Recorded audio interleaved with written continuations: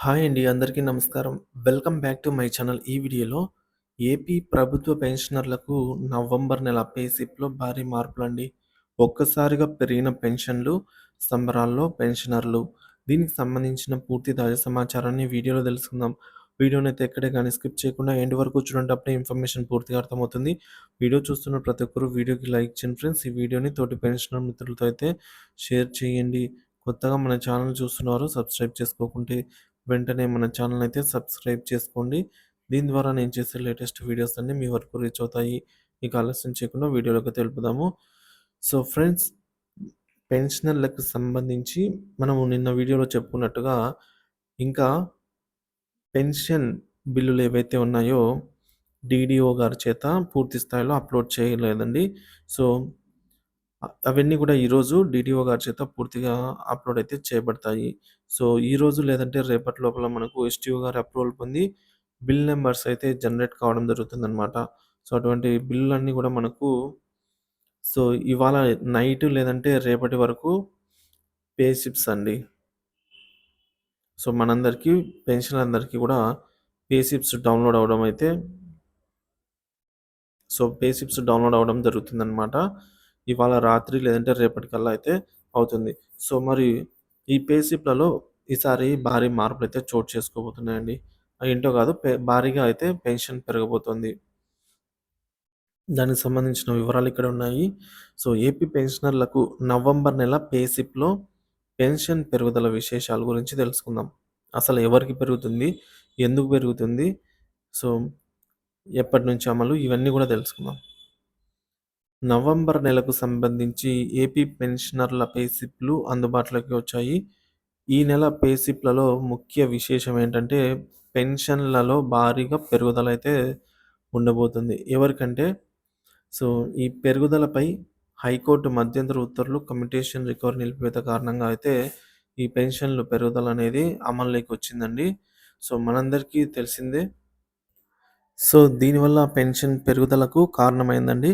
High court ఉత్తర్వుల ప్రకారంగా ఎవరైతే 135 నెలలు లేదా 11 సంవత్సరాల 3 నెలలు పూర్తి చేసిన పెన్షనర్లకు కమ్యుటేషన్ రికవరీ నిలిపివేయాలని ఇటీవల హైకోర్టు ఉత్తర్వులైతే ఇచ్చిందండి. దానికి సంబంధించిన మెమో మనం ఇక్కడ స్క్రీన్ పైన చూడొచ్చు. Directorate of treasuries and accounts Andhra Pradesh memo number ఇక్కడ చూడొచ్చు. సో డేట్ వచ్చేసి 26థ్ నవంబర్ 2024. సో ఇక్కడ విషయం ఏంటంటే attention to all DT and AOs and ATOs CRT is invited to the subject and reference cited. They are well aware that some pensioners have approached the Honorable AP High Court seeking deductions to stop further recovery of commutation portion of the pension from their original basic pension and refund the excess amount already received as their commutation recovery along with the interest is done in 12 years.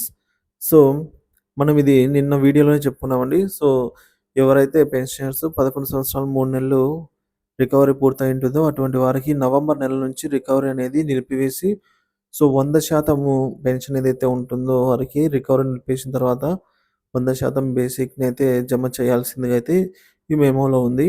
అలాగే ఇదివరకు ఎవరైతే కట్టి ఉంటారో amount extra కట్టి ఉంటారో ఈ 11 సంవత్సరం 3 నెలల కంటే ఎక్స్‌ట్రా వారికి రీఫండ్ చేసి విత్ ఇంట్రెస్ట్‌తో సహా రీఫండ్ చేయాలని చెప్పేసి మెమోలో అయితే ఉందన్నమాట. సో మరి చూడాలండి వీరి పరిస్థితి లేట్ అవుతుంది. సో మొత్తానికి ఏ నెల నుంచి అయితే ఎవరికైతే కమ్యుటేషన్ రికవరీ అనేది 11 సంవత్సరం 3 నెలలు పూర్తయిందో వారికి రద్దండి. సో కాబట్టి కమ్యుటేషన్ అనేది మీకు వర్తించినట్లయితే మీ పే స్లిప్‌లో ఈ మార్పులు గమనించవచ్చండి.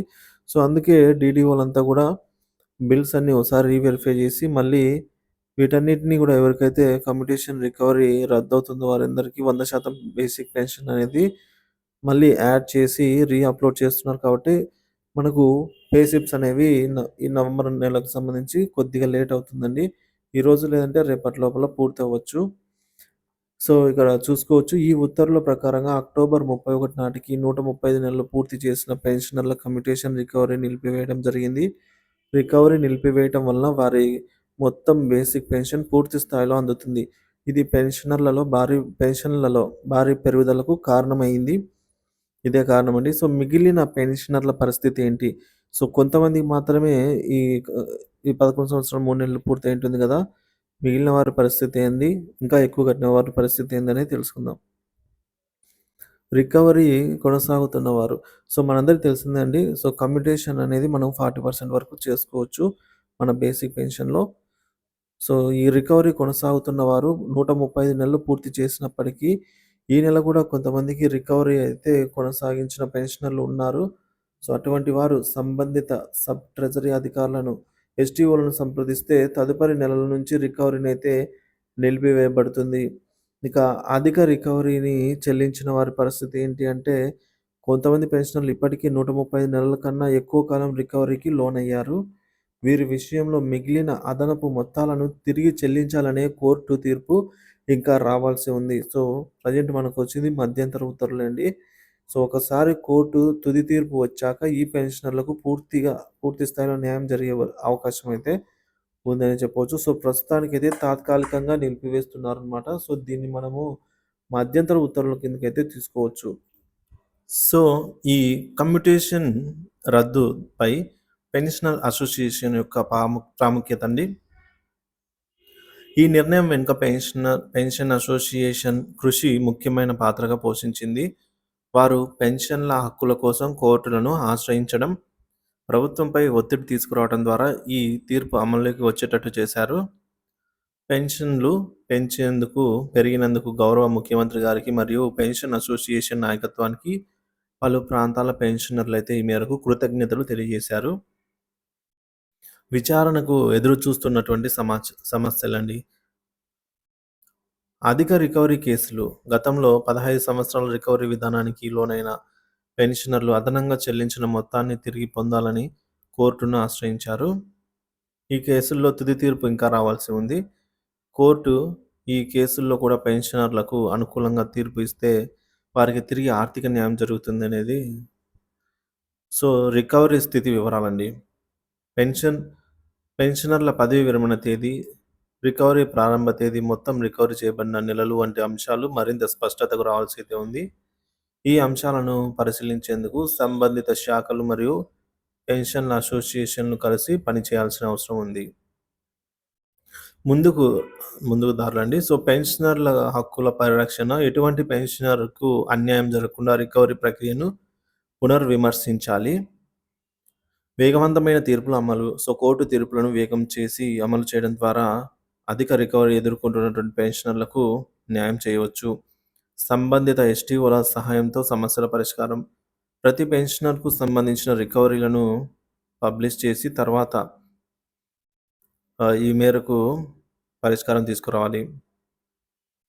ఈ నెల పెన్షన్ పే స్లిప్‌లో ఏపీ పెన్షన్‌లకు కొంతమేర ఊరట అయితే లభించింది. కానీ ఇంకా ఉన్న అధిక రికవరీ సమస్యలు పరిష్కరించాల్సిన అవసరం ఉంది.